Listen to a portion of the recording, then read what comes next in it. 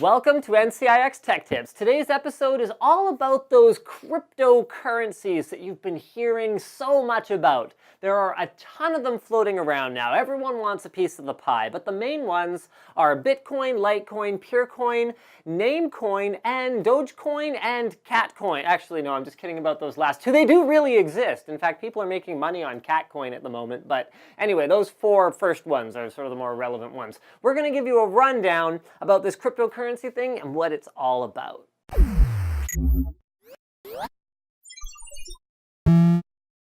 So at the most basic level, these cryptocurrencies are really no different than the money that you have in your wallet.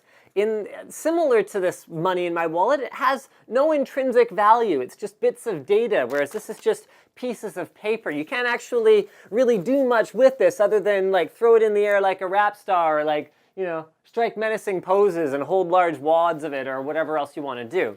It also bears some similarity to commodities like gold or diamonds, though. So there's no central bank that controls it. And keeping with that theme of no control, like gold and diamonds, it can be sent directly from user to user without any credit card companies, banks, or other intermediaries. Now, also similar to gold, but unlike the wrap status paper, you can't just print a bunch of a cryptocurrency. They need to be mined. So at the heart of Bitcoin, for example, there is a mathematical problem. Users solve these problems with high-end computer parts. Graphics cards are better than CPUs, and beyond those are ASIC cards. And every time a solution to the problem is found, there is a reward given in the form of a Bitcoin. Now, the difficulty of this math problem varies with the strength of the network, so that the solutions are found at regular intervals, every 10 minutes on average. The reward also varies, the reward itself also varies, except it is tied to a 4-year scale, which started at 10.5 million coins in the first year and then will halve. Now, eventually, we're going to reach the upper limit of 21 million Bitcoins, and after that, like gold, once we run out of it, we can't mine more. And the theory is that Bitcoins will become more expensive as they become more rare, and people eventually lose them. I mean, once you lose a wallet full of Bitcoins, those Bitcoins are gone forever.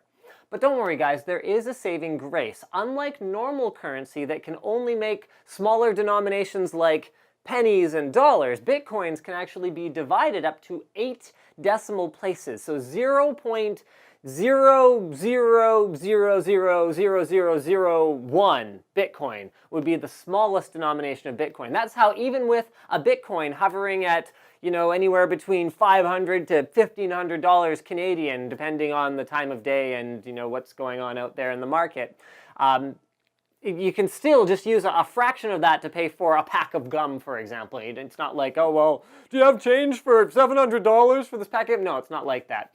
Now, the way that Bitcoins are stored is in a virtual wallet, which basically keeps a unique record of every single transaction and also allows you to send and receive Bitcoins. All transactions are also verified by the miners, and that record is permanently stored by all members of the network. So that means that transactions can take a few minutes in order to complete and verify that it has actually gone through. So that is the general idea behind Bitcoin and cryptocurrencies really as a whole. But what about all these other cryptocurrencies? We've mostly talked about Bitcoin so far. Well, there are 3 main ones: Litecoin, Purecoin, and Namecoin. Litecoins are the second biggest cryptocurrency right now, with the main advantage, I guess, being that they're a lot cheaper, they're easier to mine, and they're also about 4 times faster when completing a transaction. Speaking of them being easier to mine, Litecoin is also ASIC resistant, which means that ASIC cards and machines that are special pieces of hardware that are built simply to mine cryptocurrency faster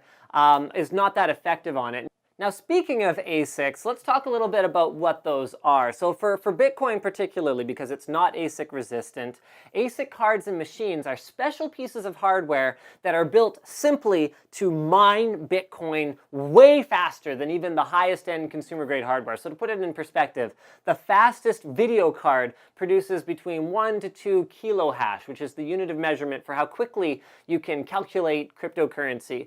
So these dedicated cards, compared to 1.2 kilohash, can produce up to 1,500 gigahash at power consumptions that are much lower. Power consumption is one of the major costs of mining Bitcoins, because you have to have the hardware working extremely hard. So essentially, Litecoins, when I say ASIC resistant, it means that they are much harder to make dedicated hardware for, and GPUs, graphics cards, remain the most efficient way to mine them. And that makes them much more accessible than the $2,000+ ASIC monster dedicated hardware. And in addition to that, you can actually use your graphics card for other things. So it's more for real people, normal people.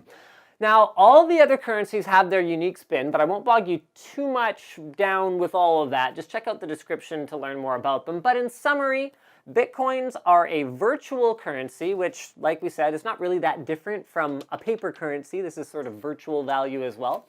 You can mine them with high-end computer parts or ASIC miners. There are a maximum of 21 million Bitcoins out there, 12 million of which have already been found, and all the transactions are publicly and anonymously stored. Now, stay tuned tomorrow, guys, because we are going to go over exactly how to build a Bitcoin mining rig. If this little video here has piqued your interest, what you might need, and we're going to show off Wheels' Frankenstein system that is hard at work right now, mining in the next room.